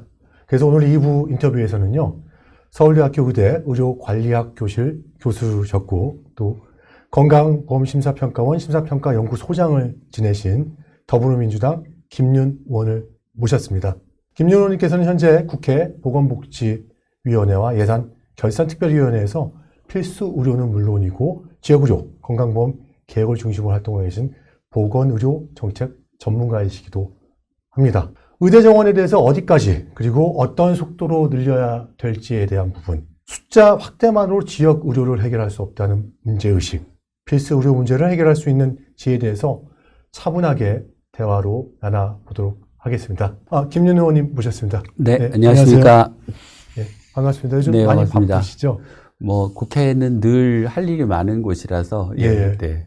저도 오랜만에 뵙는데요. 네, 사실 반갑습니다. 그때보다는 네. 또 힘들어 보이시는 것 같은 느낌도 드는데요. 네. 그 의대 정원 확대에 대한 얘기가 좀 많이 나오고 있습니다. 네. 실제 여야 모두 이제 필수 의료라든지 지역 의료에 대해서는 모두 동의를 하고 있는데 정원 규모와 속도에 대해서는 좀 차이점을 인식하고 있는 것 같습니다. 네. 그리고 의대 정원 실제 얼마나 어떤 기준으로 늘려야 될지 생각하시나요? 네. 뭐 여러분 잘 아시는 것처럼 그 윤석열 정부에서 2,000명 의대 정원이라고 하는 거를 일방적으로 이제 밀어붙여서 5,000명이 넘었죠, 사실. 그래서 전체 정원은 이제 5,000명이 넘는 정원 규모로 일방적으로 밀어붙이는 바람에 이제 큰 사회적 갈등이 생기고 의료 대란이 생기지 않았습니까? 그래서 이제 그런 그 실패를 되풀이하지 않기 위해서 이재명 정부에서는 수급추계위원회라고 하는 그러니까 의사의 수요와 공급을 객관적으로 추계해서 우리나라의 의사가 얼마나 필요한지를 그 사회적 합의에 기반해서 산출해내는 위원회를 만들었습니다. 얼마 전에도 위원회 결과가 나온 것 같아요. 그래서 이제 작년 연말에 그 의사인력 수급추계위원회에서 우리나라의 2040년까지 부족한 의사 수가 대략 한 5,000명에서 한 10,000명 정도가 된다라고 하는 범위를 제시했습니다. 이게 한 개의 숫자로 나오지 않고 범위로 제시된 이유는 의료 개혁, 의료 시스템이 어떻게 되느냐에 따라서 이제 필요한 의사 수가 달라지기 때문입니다. 또 그 안에는 뭐 의사의 생산성, AI 같은 기술을 이용했을 때 얼마나 의사가 필요한지가 달라질 수 있기 때문에 범위로 제시되었다는 말씀을 드리겠습니다. 사실 이제 5,000명하고 10,000명이면 이제 2배 정도 차이가 나잖아요. 근데 제가 최근에 이제 병원장님들이라든지 의사분들하고 만나게 되면은 여러 가지 의료 장비라든지 AI를 활용하는 정도의 수준도 많이 높아졌더라고요. 네, 점점 더 AI 기술을 많이 활용하고 있죠. 근데 이번 추계를 바라보는 또 시선은 또 약간 다르던데 어떻게 생각하십니까? 그러니까 뭐 그 의사들 또 의료계에서는 여전히 이제 의대 정원을 늘리는 것에 대해서 좀 부정적이고 뭐 소극적인 그런 입장이라서 그러신 것 같습니다. 이제 거기에는 의사가 지금 지역 필수 의료 분야에 부족한 거는 맞지만 의대 정원을 늘리는 것으로 그 문제가 해결되지 않는다는 좀 비판적인 견해가 함께 있어서 더 의대 정원을 늘리는 것에 대해서 좀 달갑지 않은 시선이 있는 건 사실인 것 같습니다. 늘리긴 늘려야 되는데 어떻게 늘리냐가 참 이게 고민이 많고 앞으로도 좀 지켜봐야 될 과제인 것 같습니다. 사실은 이제 바로 전 토론에서 좀 얘기를 나눴던 부분이 있었는데요. 이 의사 숫자와 그리고 이 의대 쏠림 현상이 과연 AI나 반도체, 우리 그 이번 이재명 정부에서도 AI 반도체에선 굉장히 많이 힘을 쏟고 있고 실어주고 있는 상황이지 않습니까? 그런데 이와 같은 청년들의 의대 쏠림 현상이나 학부모들의 의대 쏠림 현상이 이쪽에도 영향을 미치지 않는가에 대한 얘기를 많이 나눴어요. 어떻게 생각하십니까? 또 의사시니까. 이제 의대 정원을 늘리면 아무래도 의대 가고 싶어 하는 학생들이 많기 때문에 의대 지원자가 더 늘어나고 그러다 보면 이미 이제 이공계에 다니고 있는 학생들이 뭐 반수를 하거나 휴학을 하고 의대 입시에 매몰되는 그런 일들이 이제 단기적으로는 벌어질 수밖에 없는데요. 지금 그 의사 숫자가 부족한 상황에서 이제 그 의사가 더 좋은 직업, 다른 직업보다 훨씬 더 좋은 직업이 되고 있는 것도 사실이기 때문에 의대 증원을 통해서 우리나라의 의사 수가 적정 수준으로 올라가면 이제 의사와 이공계 간의 수입 격차가 줄어들고 장기적으로는 의대 쏠림 현상을 더 완화할 수 있는 쪽으로 작용하지 않을까 싶습니다. 의원님 말씀이 진짜 정확하게 짚어주신 건데요. 지금 고민이 그 부분이었어요. 청년이나 학부모 입장에서는 의사가 되면은 실제 고수익이 보장되고 또 정년이 없지 않습니까? 얼마 전에 제가 TV 프로그램 보니까 실제 90세가 넘으신 의사분들도 나오셔서 이렇게 뭐 정정하게 활동하시는 것도 볼 수 있었는데 상대적으로 이제 AI나 반도체에서 일하는 기술자들 같은 경우는 굉장히 많은 속도로 기술이 변화하다 보니까 이 기간도 실제 이 근무하는 기간도 짧을 수밖에 없고 지속적으로 업데이트를 해야 되는 부담감도 갖고 있다고 보거든요. 그러다 보니까 이 연봉이나 고용 안정성이라든지 노동 강도 다른 측면을 고려했을 때 의대에 더 좀 능력 있는 사람들이 몰리는 게 아니냐라는 이게 우려를 많이 하고 있는데 그 얼마 전에 이제 그 의대에 미친 한국, 공대에 미친 중국이라고 하는 그 이제 다큐멘터리가 반영돼서 사회에 그냥 큰 방향을 일으켰었는데요. 결국 이제 이 대한민국이 우리나라가 의대 쏠림이 심한 이유는 이제 의사가 되는 것과 나머지 직업을 갖는 것 사이에서 사회 경제적인 격차가 굉장히 크기 때문에 그러니까 수입이나 직업의 안정성 뭐 얼마나 오래 일할 수 있느냐가 이제 압도적으로 의사가 되는 게 유리하기 때문에 생기는 현상이라 그 격차를 근본적으로 좁혀야 다른 분야의 우수한 인재들이 더 많이 가도록 만들 수 있을 것 같습니다. 그러니까 한편으로는 그 의료계 내에서도 이제 뭐 비급여 실손 진료해서 너무 과도하게 높은 수익을 올리는 것도 사회적으로 좀 통제할 필요가 있고 다른 한편으로는 이공계 가는 학생들이 훨씬 더 지금보다는 좋은 대우를 받을 수 있는 그런 기회가 많아져야 되지 않을까 싶습니다. 저도 이제 만약에 과거로 돌아간다면 저 때는 뭐 100만 명 정도가 입시생이었는데 문이과가 이렇게 차이가 나지 않았고 저희는 또 법대나 경영학과 중심으로 많이 갔었거든요. 근데 요즘 보면은 사실상 문과 학생 중에서도 우수한 학생들이 12%는 또 의대로 간다는 얘기가 통계가 나왔어요. 이 정도면 이제 아까 말씀하신 것처럼 의대에 미친 한국 아닌가 이런 느낌이 드는데 참 우려들이 사회에서도 좀 많은 것 같아서 여쭙게 됐습니다. 결국은 이제 만약에 보더라도 학부모 입장에서는 합리적인 계산 끝에 의대를 선택할 수밖에 없을 수도 있잖아요. 근데 저는 생각하는 게 이 의대 이의 선택지가 될 수 있지 않습니까? 뭐 AI를 전공할 수 있고, 반도체도 할 수 있고, 공학도 있고, 또 기초 자연과학 같은 경우 굉장히 중요하지 않습니까? 그럼 이들이 우리가 이런 인재들이 이쪽을 선택하기 위해서 우리가 줄 수 있는 여러 가지 인센티브가 있을지에 대한 고민도 해야 될 것 같아요. 왜냐면 뭐 학자금이 될 수도 있겠고, 경우에 따라서는 뭐 창업하는 데 지원하나 연구에 지원을 하거나 군 문제에 대한 이슈도 있고 여러 가지 이슈가 있을 텐데요. 우리 정부 차원이라든지 이런 당 차원에서 지원해 줄 수 있는 부분들이 있을까요, 사실은? 굉장히 많이 있을 것 같고요. 그런데 이제 안타깝게도 그런 문제들이 지금까지는 잘 여러 부처 간에 걸쳐 있는 문제들이라서 그 효과적으로, 효율적으로, 체계적으로 잘 해결이 안 되고 있다는 게 좀 안타까운 상황인 것 같습니다. 이제 예를 들면 의사과학자를 예를 들어보면 의대 들어온 학생들 중에서도 연구에 관심이 있고 뭐 AI나 이런 데 관심이 있는 학생들이 많이 있는데요. 근데 그런 학생들이 자기 관심 분야에서 그 연구를 하고 공부를 하고 성과를 낼 수 있도록 하려면 첫 번째는 학교 다닐 때 연구할 수 있는 기회를 주는 게 중요합니다. 그러니까 그렇게 하려면 이제 교수님들이 학생들 데리고 같이 연구하고 이렇게 할 수 있는 학교의 지원이 좀 더 확대돼야 될 필요가 다닐 때도 그렇게 되는 거죠. 필요하고요. 그다음에 이제 내가 의사과학자가 되겠다고 하면 일반적으로 의대 졸업하고 전공의 하면서 전문의 받고 나가서 일하는 게 일반적인 경로인데 거기에 더해서 이제 석사 박사를 해야 되게 됩니다. 그렇다 보면 이제 공부하는 기간이 길어지니까 그 과정에 대한 이제 학비 지원, 생활비 지원 같은 것들이 필요하고요. 그다음에 이제 학위를 딴 다음에 뭐 독립적으로 연구를 하려도 연구비를 받기가 굉장히 어렵지 않습니까? 경쟁이 치열하기 때문에. 그래서 우리가 정말 양성해야 될 어떤 인재가 부족한 분야에 대해서는 그 처음 갓 졸업한 학위를 딴 그런 전문가들한테 그 연구비를 지원하는 것도 이제 함께 이루어져야 될.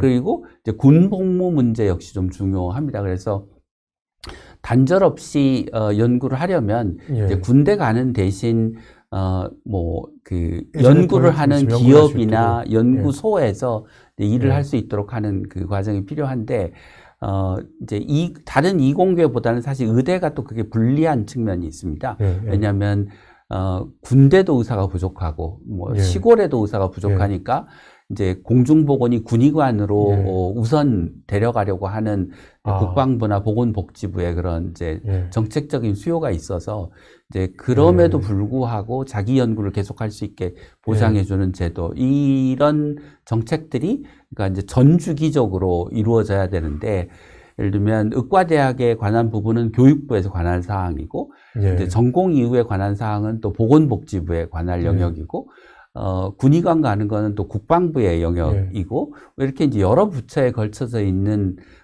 그 과제들이다 보니까 이게 부처 간 칸막이 같은 이슈들 때문에 이제 체계적으로 잘 해결이 안 되고 있는 역시 게 현재 상황인 것 같습니다. 의원님께서는 또 전공이 또 의학이다 보니까 의과대학 중심으로 말씀해 주셨는데 의과대학 내에서도 또 편차가 있는 거잖아요. 그렇죠. 그러니까 연구 중심이 있는 곳이 있고 그렇지 못한 게 있으니까 연구 중심 의과대학 같은 경우는 도리어 이런 부분을 활성화하게 노력해야 된다고. 그렇습니다. 그렇다면 이제 만약에 의대와 기타 전공하고 얘기했을 때는 기타 전공도 그와 같은 수준의 지원이 있어야 된다는 거죠. 같은 성격의 문제를 안고 있다고 생각합니다. 그러니까 그냥 뭐 의대와 공대와 뭐 자연대가 전혀 다른 게 아니고 연구하는 인재를 양성하는 측면에서는 동일한 과제를 안고 있다고 생각합니다. 저도 이제 예전에 같으면 이해를 못했을 텐데 제가 산학경영 단장을 했다 보니까 그 이해가 되더라고요. 보니까 저는 의대는 의과대학 출신들만 일을 하는 줄 알았어요. 그게 아니더라고요. 그렇습니다. 기초과학을 하시는 분들이 굉장히 많은 분들이 일을 같이 하고 계시더라고요.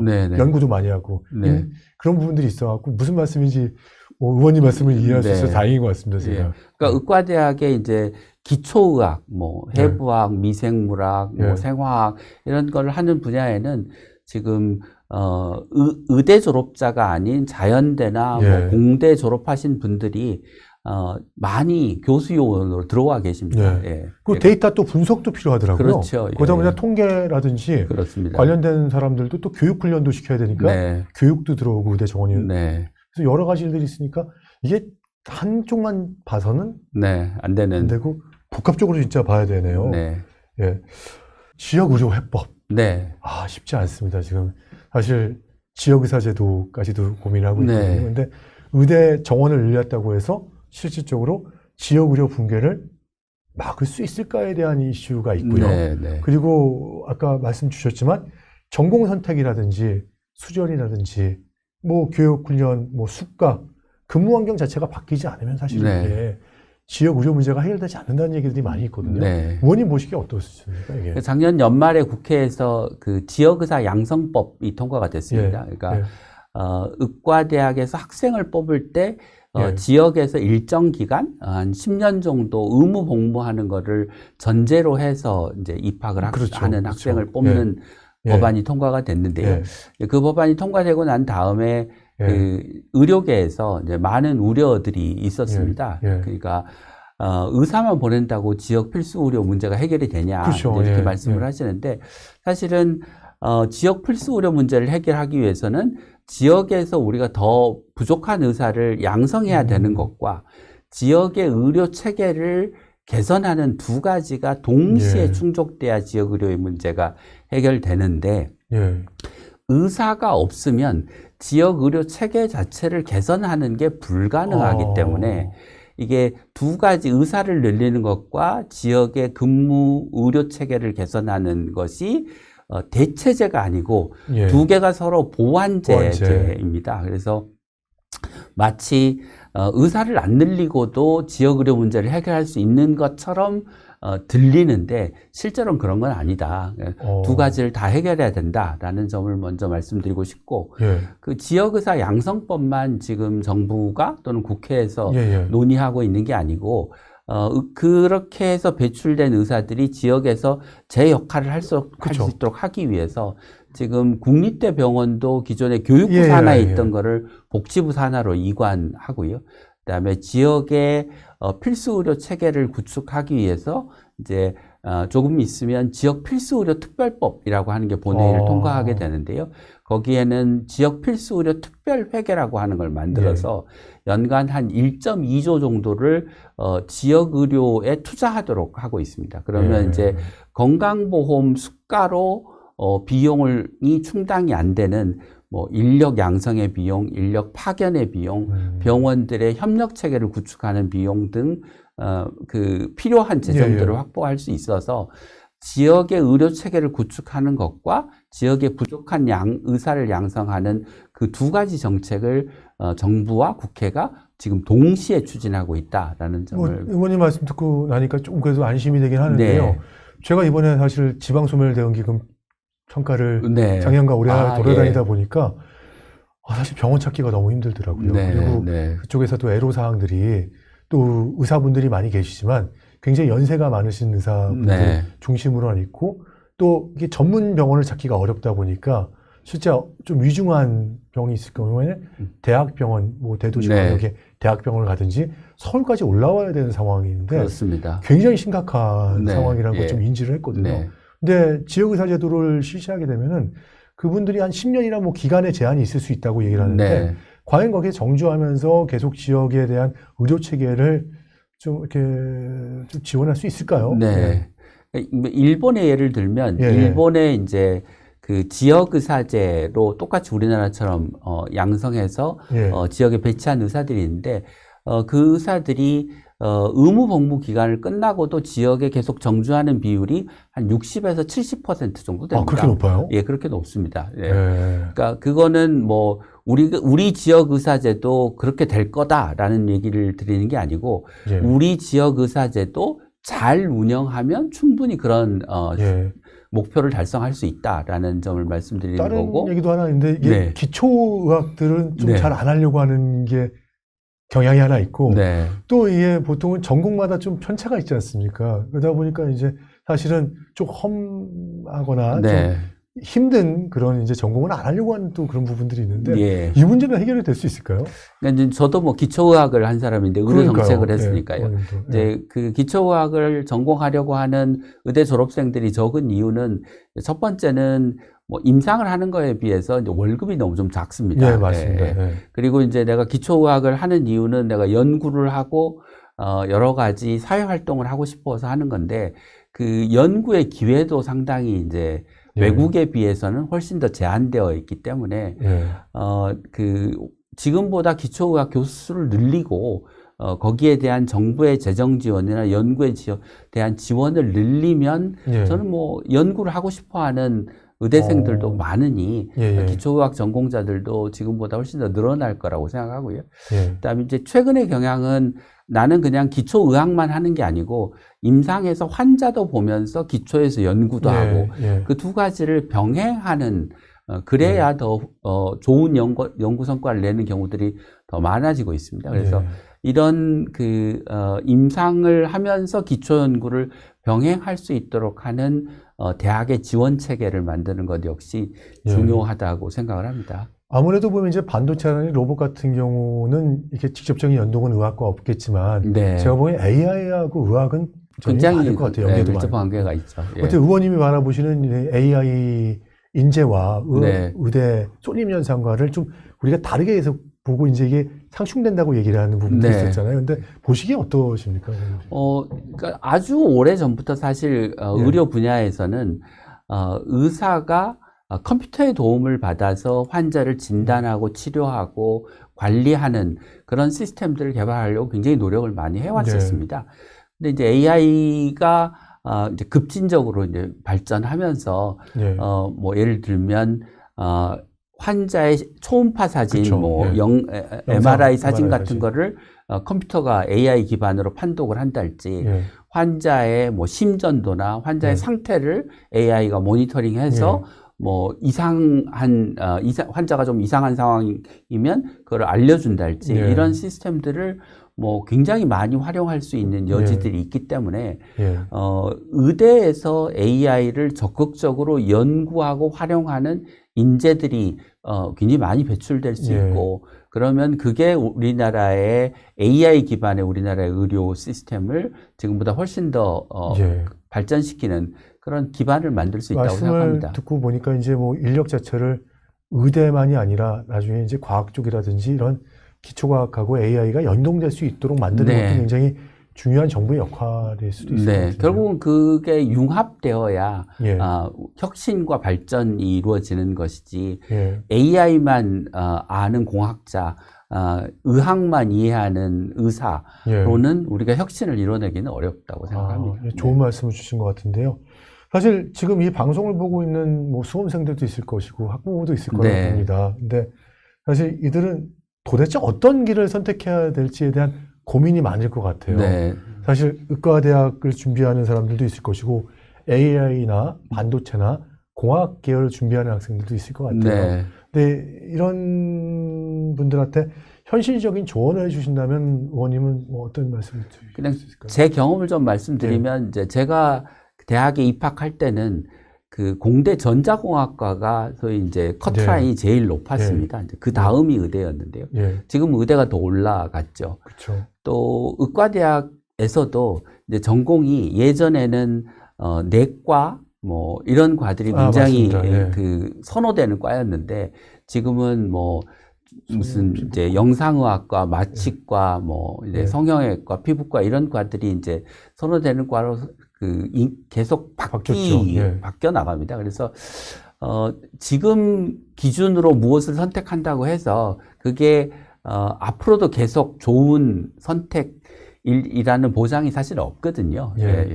그리고 이제 저는 의과대학에 들어왔지만 사실 환자를 진료하는 전공을 하지 않고 의료 정책을 전공했고, 의료 정책을 전공해서 쭉 정책과 관련된 연구를 하다 보니 이제 국회까지 오게 돼서 사실 지금 뭐가 더 좋은 뭐가 더 좋은 선택이라고 하는 것을 기준으로 선택하기보다는 내가 좋아하는 거, 내가 열심히 할 수 있는 거, 내가 열정을 느끼는 것을 하다 보면 분야를 넘나들기도 하고 그게 결국 본인이 가장 잘할 수 있는 일을 하게 되는 게 아닌가 싶습니다.